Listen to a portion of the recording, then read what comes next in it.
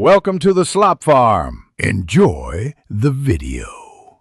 You start by powering the Ultra 9 and ensuring it has at least 50% battery to avoid interruptions. Plug it in if needed. Next, open your phone and enable Bluetooth, keeping both devices within about 3 meters so pairing signals remain strong.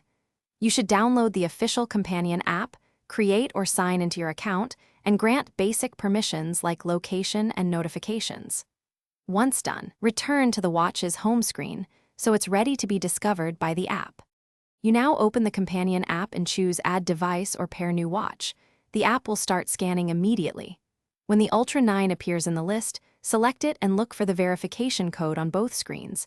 Confirm they match to prevent accidental pairing. Grant any permission prompts the app asks for, such as contacts or health data, because they enable full functionality. Once the app reports success, allow it to sync initial settings, watch faces, and firmware. This may take several minutes. You finish by customizing the watch face, notification preferences, and health goals to match your routine.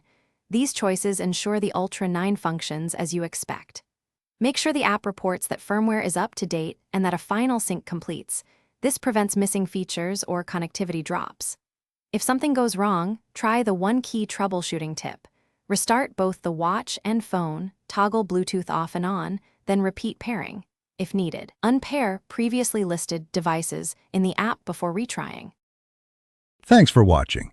Consider subscribing if we helped you today.